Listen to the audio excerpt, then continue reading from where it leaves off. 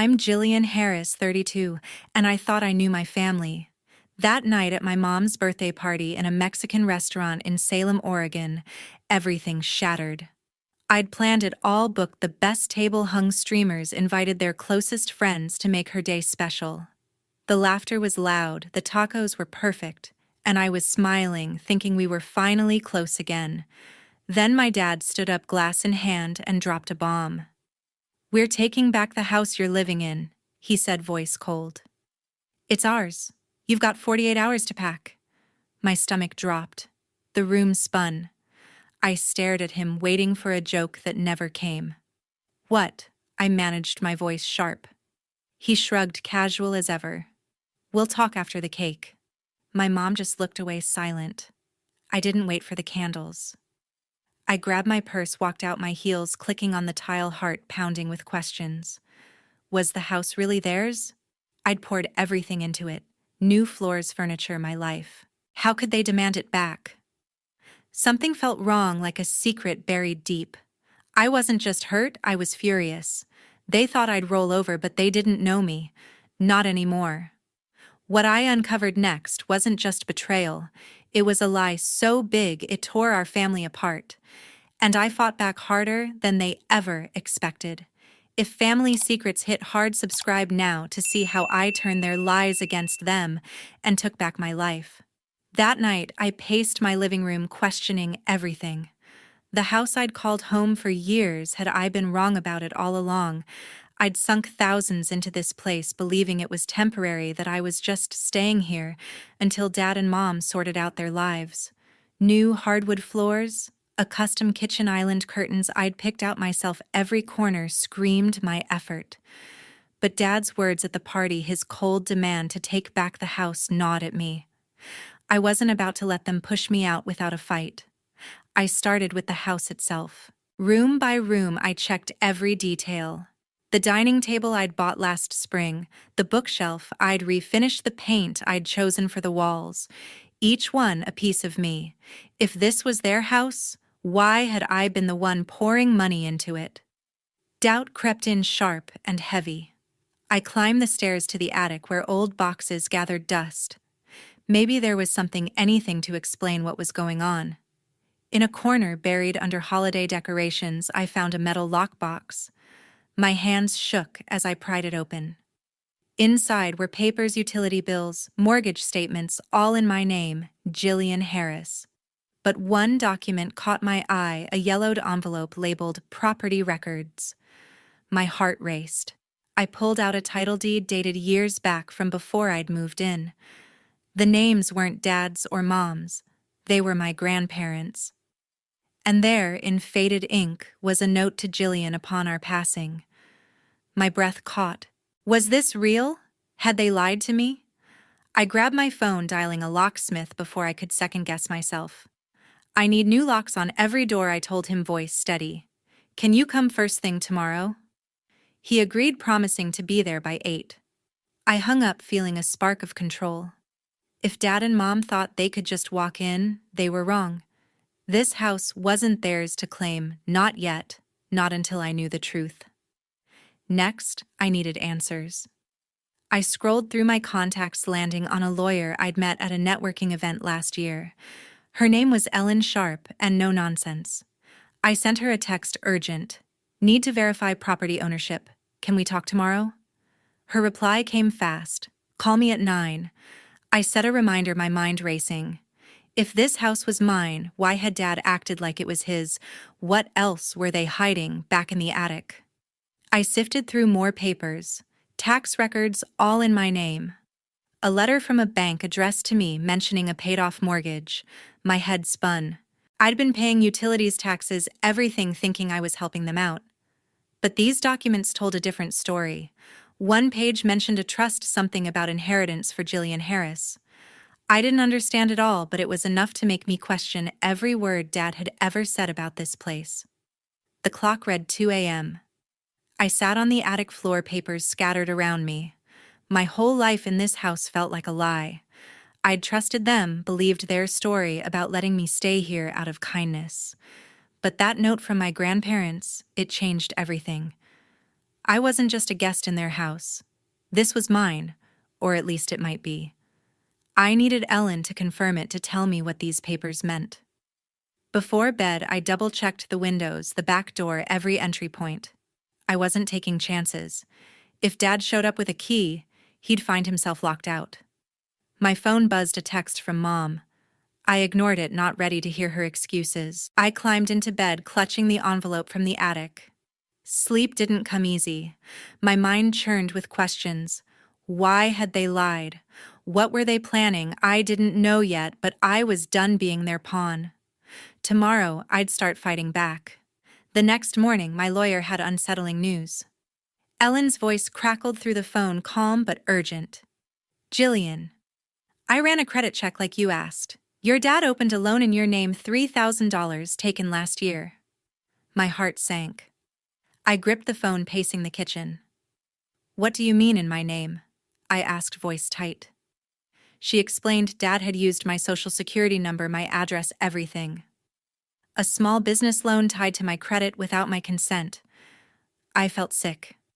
How could he do this behind my back? I hung up, my mind racing. This wasn't just about the house anymore. Dad had crossed a line, digging into my financial life like it was his to control. I opened my laptop, logging into my bank account. Sure enough, there was a notification, a credit inquiry I hadn't authorized. My fingers trembled as I dialed the bank. I need to freeze my credit, I told the representative, keeping my tone firm. Someone's using my information without permission. She walked me through the steps, promising a lock within hours. I added fraud alerts for good measure, my pulse pounding. If Dad could do this, what else was he capable of? Next, I turned to the house itself. If they were messing with my credit, they might try to get in here too. I checked the front door, the back, every window latch. The new locks I'd installed gave me some comfort, but not enough. I'd bought a security camera last year after a neighborhood break-in scare. I pulled up the app, testing the feed. The porch was clear, the backyard empty. I set alerts for any motion just in case Dad or Mom showed up unannounced. I wasn't paranoid, I was prepared. Sitting at my desk, I replayed Ellen's words. A loan, in my name. The papers I'd found in the attic flashed in my mind, bills, a deed, my grandparents' names. Dad and Mom had always said this house was theirs, that I was staying here as a favor. But the documents didn't add up. Why were my grandparents' names on the title? Why was I paying taxes, utilities, everything? A cold realization hit me, they'd been lying. Maybe the house wasn't theirs at all. Maybe they'd been stringing me along, letting me pour money into a place they planned to take. I needed answers, and fast. Ellen had mentioned checking property records at the county office. I searched online for the Marion County Clerk's website. Salem's records were public accessible with a few clicks. My hands hovered over the keyboard. Part of me wanted to dive in right then, but I knew I'd need official confirmation. I sent Ellen another text. Can you pull the property records for my house? I think my parents are hiding something. Her reply was instant on it. I'll call you tomorrow with details. I exhaled, feeling a mix of dread and resolve. If they were hiding the truth, I'd find it. Before shutting my laptop, I checked my email, half expecting something from Mom or Dad. Nothing yet, but I knew they'd reach out soon. They weren't the type to back down. I leaned back, staring at the ceiling. The loan was just the start. What else had they done? Had they been planning this for years, letting me fix up the house while they schemed? The thought made my stomach churn. I'd trusted them, believed their story about helping me out. Now every memory felt tainted. I stood, grabbing a notepad. I jotted down steps: meet Ellen, visit the county office, double-check the security system. I wasn't just reacting anymore. I was taking control. If Dad thought he could use my name, my credit, my home, he was about to learn I wasn't the pushover he expected. I tucked the notepad away, my jaw set. The truth was out there, and I was going to dig until I found it. The next day, my phone lit up with their demands. I was brewing coffee when the security app pinged a motion alert from the front porch. My heart skipped. I opened the feed, seeing Dad and Mom standing there. Dad rattling the doorknob, His face twisted in frustration. "Jillian, open this door," he shouted, pounding the wood. Mom stood behind him, arms crossed, her voice sharp through the camera. "You changed the locks." "Really?" I froze, watching them try their old key, useless against the new deadbolts I'd had installed. They left after 10 minutes, but not before Dad yelled, "This isn't over." My hands shook as I set the phone down. They'd come within 48 hours, just as Dad had warned. Then the texts started. Dad's came first, cold and direct. "Give us the house. We need it to fix our finances." I stared, disbelief turning to anger. Fix their finances.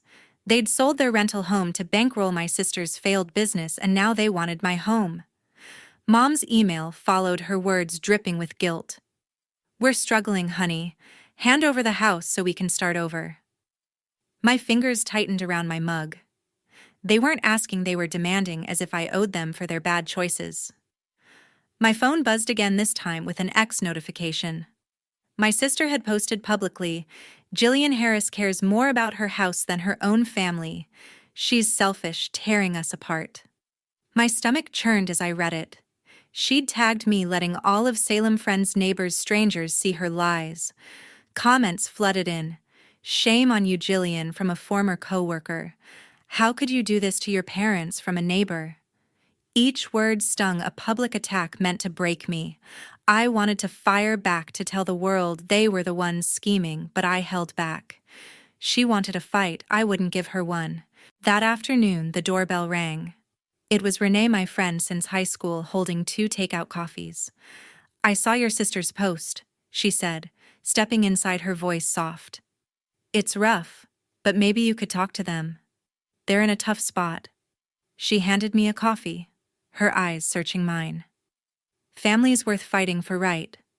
I sipped the drink, its warmth doing nothing to ease the knot in my chest. Renee didn't know about the loan Dad took in my name, the lies about the house. "They're not struggling." "Renee," I said, my voice firm, "they're trying to take what's mine." She frowned, pushing back. "But what if you just met them halfway? Sorted it out?" I shook my head, resolute. "No. They don't get to bully me out of my home." After Renee left, I sat at my desk rereading the texts, the email, the X post. Each one felt like a blade cutting deeper. Dad's demands, Mom's manipulation, my sister's betrayal. They were relentless. I'd spent years thinking this house was theirs, pouring my savings into it, believing I was the lucky one. Now they wanted it because their gamble on my sister's business had crashed. I blocked Dad's number, then Mom's, my finger steady. My sister's contact stared back at me. I left it unblocked, a small defiance. Let her see I wasn't caving. I opened X again, the post still racking up comments. I could have responded, spilled the truth. But that's what she wanted, a public spectacle. Instead, I reported it for targeted harassment, my clicks deliberate. It wouldn't erase the damage, but it was something. I checked the security app, replaying the clip of Dad banging on the door.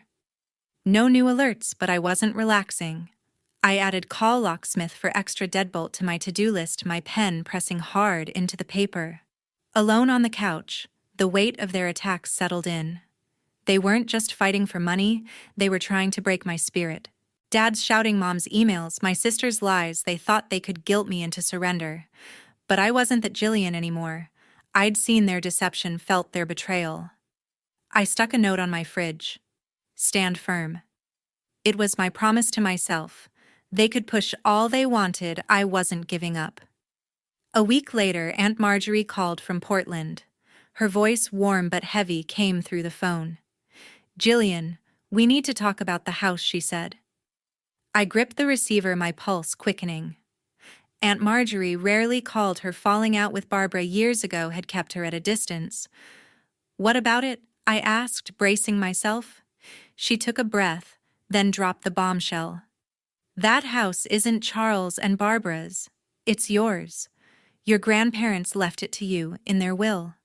My knees buckled. I sank into a chair, the words echoing in my head. "Mine," I whispered.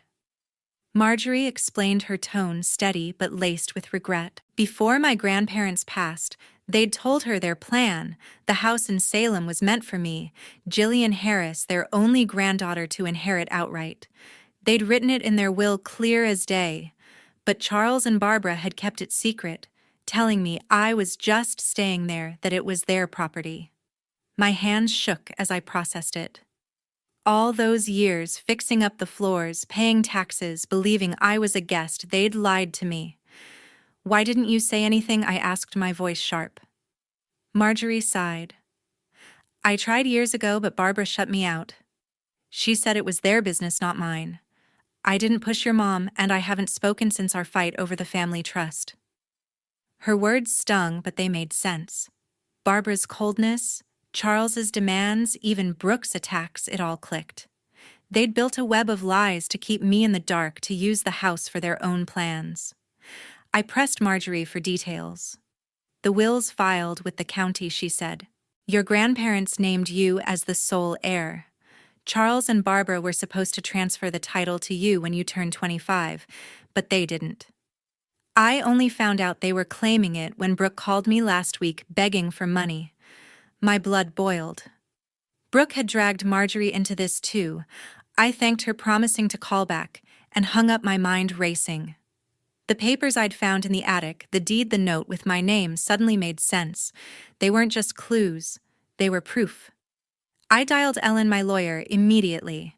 Marjorie says the house is mine, left by my grandparents' will. I told her, my voice urgent. Can you verify it at the county office? Ellen's response was calm but focused.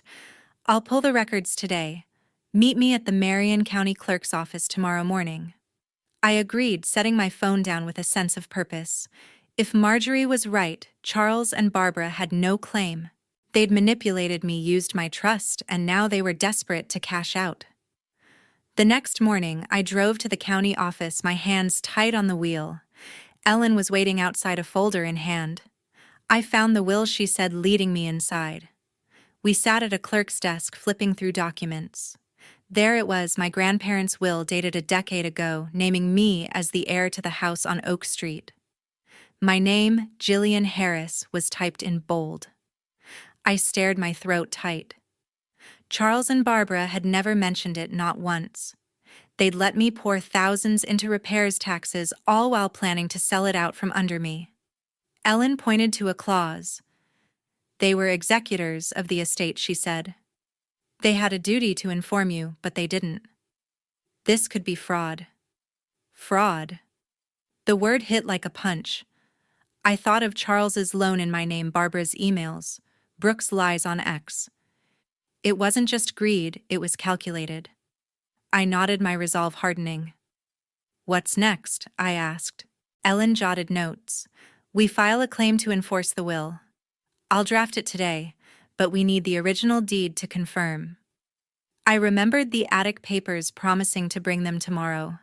Back home, I sat at my kitchen table, the weight of Marjorie's words settling in. My grandparents had wanted me to have this house, a home, a future. Charles and Barbara had stolen that, twisted it for their own gain. Brooke's involvement hurt the most she'd known, or at least suspected, and still turned on me. I wasn't just fighting for a house anymore. I was fighting for the truth, for what was mine.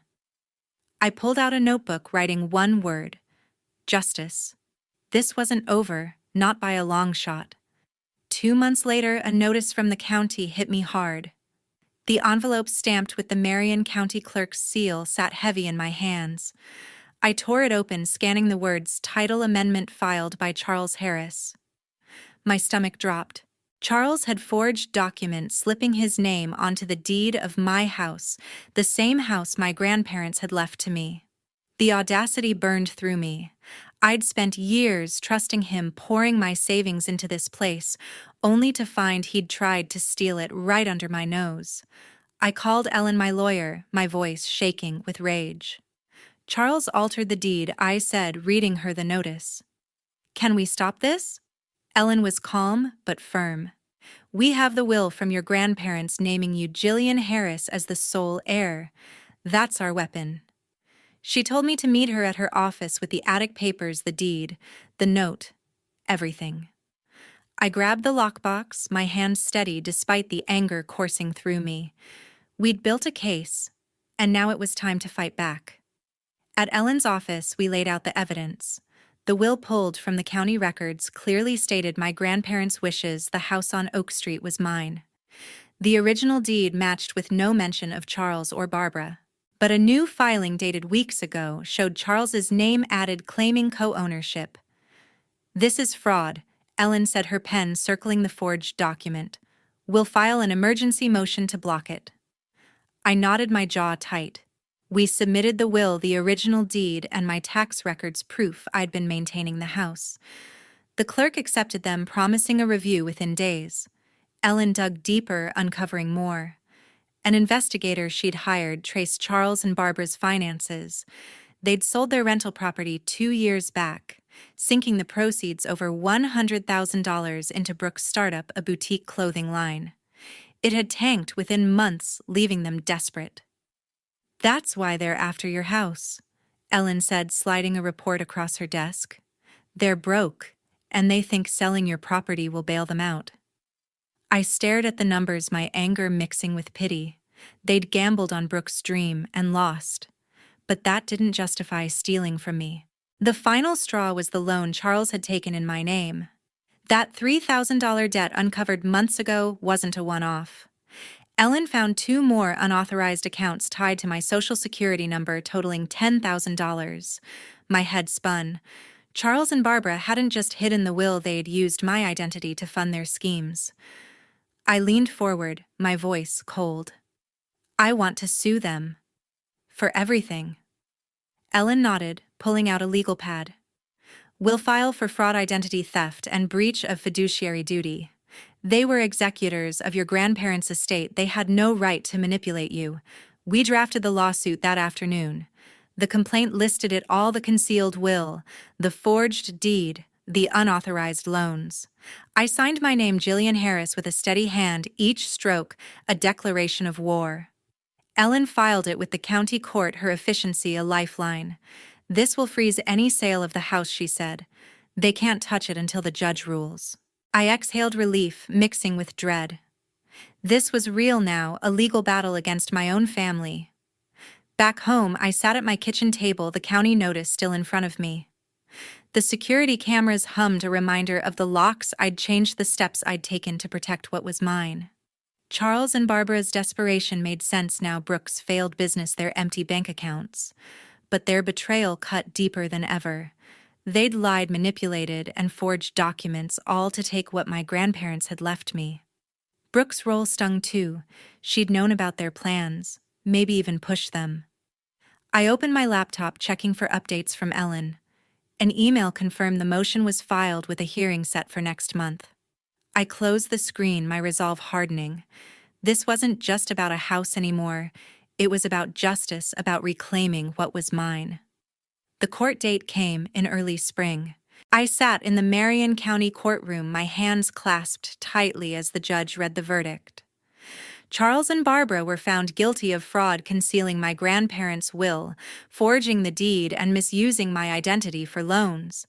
The defendants will pay a fine of $10,000, the judge declared, her voice steady. I exhaled, relief washing over me. The house on Oak Street was mine, as it always had been. Charles sat stone-faced, Barbara's eyes downcast. They didn't look at me, not once. Word spread fast in Salem. By the next week, neighbors who once nodded politely now turned away when Charles and Barbara passed. Old friends stopped inviting them to gatherings, their names whispered in disdain at the local diner. "Did you hear about the Harrises?" I overheard at the grocery store. My cart paused by the bread aisle. Tried to steal their daughter's house. The shame clung to them, a public fall from grace. I felt no joy in it, just a quiet satisfaction that their lies had caught up with them. My phone pinged one evening with a message from Brooke. "I'm sorry, Jillian," it read. "I was wrong to post those things. Can we talk?" I stared at the words, her apology hollow after months of venom. Her ex-post had painted me as the villain rallying strangers against me. Now, with the court ruling public, those same strangers turned on her, Comments on her profile called her out. "You lied about your sister," one read. "Disgraceful," said another. I hovered over the reply button, tempted to lash out. Instead, I set the phone down, leaving her message unanswered. She didn't deserve my forgiveness, not yet. I decided to sell the house. It was mine, hard-won, but every room carried memories of betrayal. Charles's demands, Barbara's emails, the locks I'd changed to keep them out. I met with a realtor, a sharp woman named Clara, who walked through the house noting its upgrades. "You've done wonders here, Gillian Harris," she said, jotting down the refinished floors, the new roof I'd paid for. We listed it at a competitive price, and within weeks, a young couple offered above asking. I signed the sale papers, my signature steady, and the profit, nearly $200,000, hit my new bank account, one Charles and Barbara could never touch. I opened that account the day after the verdict at a credit union across town. Every cent from the sale went there, a fortress for my future. I sat at my temporary apartment, a small but bright place I'd rented, and checked the balance online. The numbers glowed, a testament to my fight. I'd spent years believing I was a tenant in my own home, manipulated by those I trusted most. Now I was free, financially, emotionally, completely. The community's reaction to Charles and Barbara didn't fade. A neighbor, Mrs. Larson, stopped me at the mailbox one day. "You did the right thing," she said, her voice kind but firm. "They had no right to treat you like that." Others nodded in agreement when I passed their support, a quiet balm. Salem was small, and trust was currency. Charles and Barbara had spent theirs. I heard they'd moved to a smaller house, scraping by their social circle, gone. Brooke's messages kept coming, each one more desperate. "Please, Jillian." I didn't know everything one said. I didn't reply. Her words on X had cut deep, turning friends against me, and her apology felt like too little, too late. I archived her texts, letting silence be my answer. Maybe one day I'd forgive her, but not now, not when the wounds were still fresh. I walked through my apartment, the walls bare but full of possibility. The money from the house sale was a foundation, a chance to start over. I didn't need the house to feel at home anymore. I'd built that strength within myself. I pulled out a notebook, writing one word, forward. It was my promise, my truth. Charles, Barbara, and Brooke had tried to take everything, but I'd won, not just the house, but my life back. 6 months later, I stood in my new apartment, finally free. The space was small, but mine filled with light and the scent of fresh paint. I'd hung a few photos, my favorite books stacked on a shelf, each choice a step toward a life I built alone. My job at a local nonprofit kept me busy, drafting proposals by day, meeting colleagues for coffee after hours. For the first time in years, I felt peace. No demands, no lies, just the quiet rhythm of my own days. I hadn't spoken to Charles, Barbara, or Brooke since the trial. Their numbers stayed blocked, their messages unread. I'd seen enough of their manipulation, Charles's schemes, Barbara's guilt trips, Brooke's attacks. Cutting them out wasn't easy, but it was necessary. My inbox was empty of their names, and I wanted it that way. I'd learned to protect my boundaries, to choose myself over their chaos. Looking back, I realized how much I'd grown. Their betrayal, claiming my home, using my identity, taught me a hard truth. Family isn't always who you trust. You have to fight for your rights, even against those closest to you. I'd stood up, faced their lies, and won. That strength, forged in courtrooms and sleepless nights, was my greatest victory. Never again would I let anyone manipulate my future. To everyone who's followed this journey, thank you. Your support kept me going, and I hope my story inspires you to stand firm no matter the odds. If you haven't already, hit that subscribe button. Join me as I share more lessons from this wild ride. Here's to new beginnings and to never letting anyone take what's yours.